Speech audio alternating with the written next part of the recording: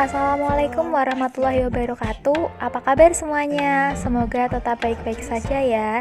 Tetap semangat pada kuliah online hari ini. Perkenalkan terlebih dahulu, nama saya Alvina Halimatul Fadlilah dari kelas Psikologi 6C, Fakultas Psikologi dan Kesehatan Universitas Islam Negeri Wali Songo Semarang, akan menjelaskan mengenai dimensi-dimensi iklim sosial. Disimak ya.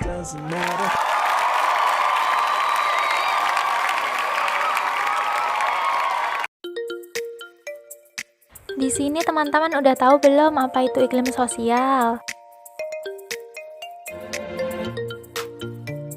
Jadi menurut Sitanggang dalam Kamus Psikologi, iklim sosial adalah sejumlah ciri-ciri aktivitas kelompok, misalnya moral dan perasaan kebersamaan.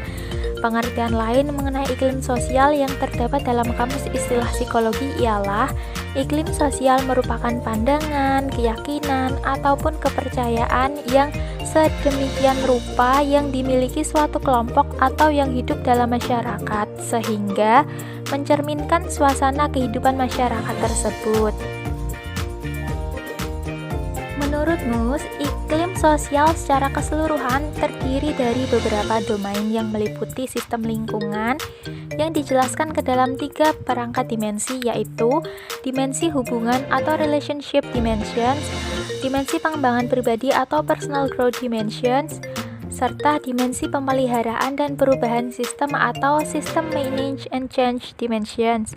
Ketiga perangkat dimensi ini sering ditemui pada konteks umum dan kehidupan sehari-hari seperti keluarga, tempat kerja, lingkungan belajar, segala sesuatu yang berorientasi dengan tugas, kelompok rekreasi, dan komunitas sosial.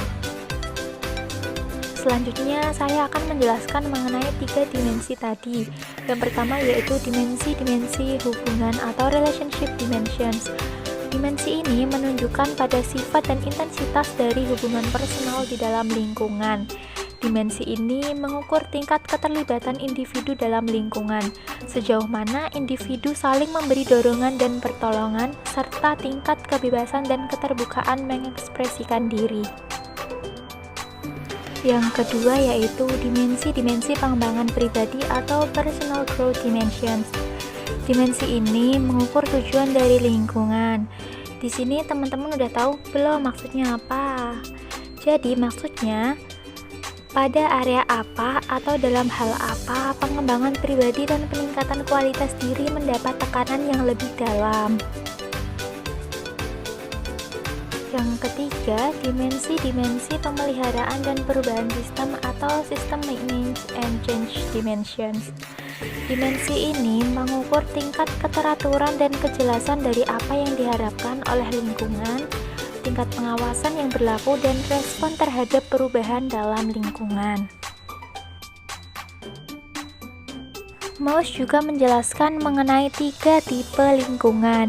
Nah, apa aja sih tipe lingkungannya? Yang pertama yaitu lingkungan iklim keluarga, yang kedua lingkungan iklim organisasi, dan yang ketiga lingkungan iklim sekolah.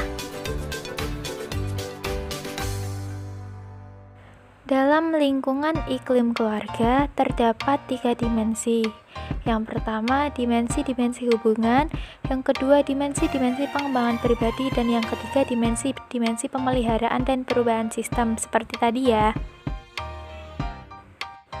Lalu, dalam dimensi hubungan terdapat 3 aspek. Yang pertama yaitu kekompakan atau cohesion, yaitu sejauh mana anggota keluarga secara aktif berpartisipasi dalam kegiatan keluarga dan secara emosional memperhatikan keluarga. Yang kedua, keterbukaan atau expressiveness, yaitu sejauh mana anggota keluarga memiliki kebebasan untuk secara terbuka mengemukakan pendapat, masalah, maupun perasaannya. Dan yang ketiga yaitu konflik, sejauh mana terdapat pertentangan pendapat maupun kepentingan antar anggota keluarga. Baik, selanjutnya dimensi-dimensi pengembangan pribadi. Di sini ada 5 aspek. Yang pertama, kemandirian atau independen. yaitu sejauh mana anggota keluarga didorong untuk dapat memenuhi kebutuhan sendiri dan mengambil keputusan sendiri. Yang kedua, orientasi berprestasi atau achievement orientation, yaitu sejauh mana sih anggota keluarga mendapat tekanan atau dorongan untuk dapat menunjukkan prestasi dalam suatu hal. Yang ketiga, orientasi rekreasional atau recreational orientation, yaitu sejauh mana melakukan kegiatan keluarga seperti berpergian bersama-sama, melakukan permainan yang dianggap penting bagi keluarga, sehingga keluarga itu tetap merasa harmonis ya. Yang keempat yaitu orientasi intelektual budaya atau intellectual cultural orientation, yaitu seberapa jauh sih diskusi-diskusi antar anggota keluarga tentang masalah-masalah politik, sosial, dan budaya yang dianggap penting. Dan yang terakhir atau yang kelima, menekankan pada nilai-nilai moral dan keagamaan atau moral and religious emphasis, yaitu seberapa jauh masalah-masalah dan nilai-nilai etika serta religi yang dianggap berarti bagi keluarga tersebut.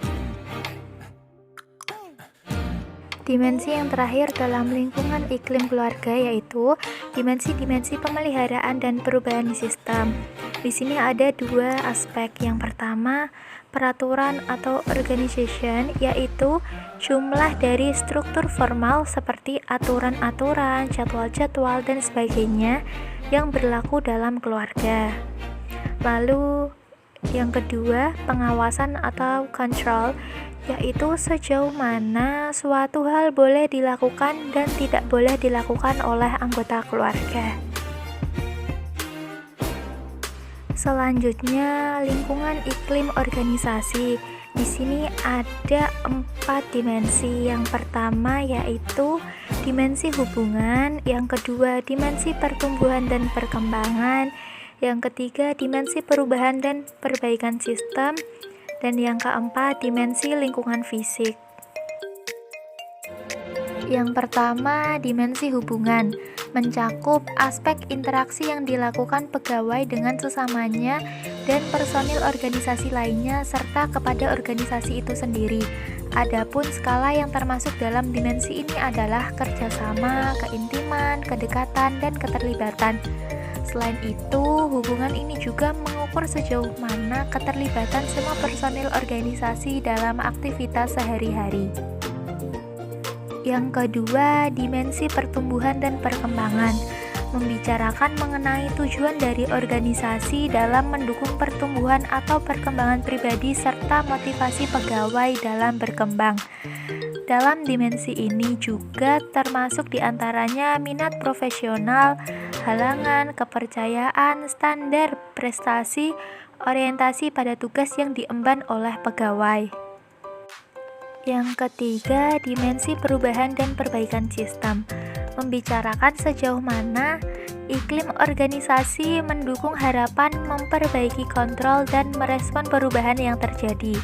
Yang termasuk dalam dimensi ini adalah beberapa staf, partisipasi dalam pembuatan keputusan, tekanan bekerja, dan kejelasan kerja dan pengawasan.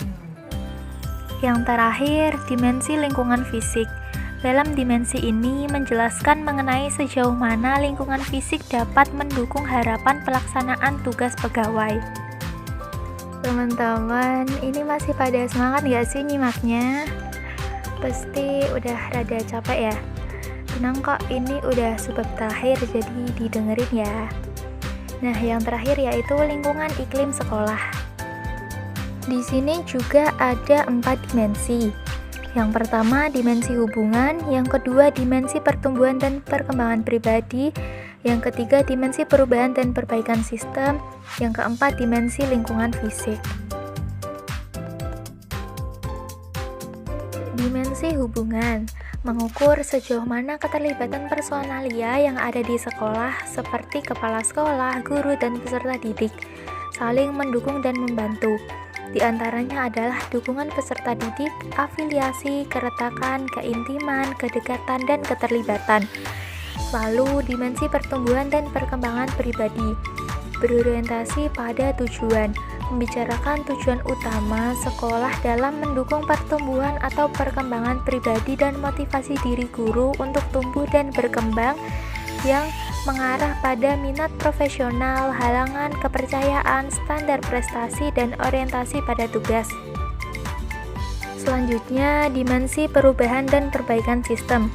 Dimensi ini membicarakan sejauh mana iklim sekolah mendukung harapan, memperbaiki kontrol, dan merespon perubahan. Dan yang terakhir adalah dimensi lingkungan fisik. Dimensi ini membicarakan sejauh mana lingkungan fisik seperti fasilitas sekolah dapat mendukung harapan pelaksanaan tugas. Yang termasuk dalam dimensi ini diantaranya adalah kelengkapan sumber dan kenyamanan lingkungan. Alhamdulillahirrabbilalamin, akhirnya selesai juga ya. Apabila ada kata atau ucapan yang salah, saya minta maaf dan terima kasih telah mendengarkan pemaparan materi saya. Wassalamualaikum warahmatullahi wabarakatuh.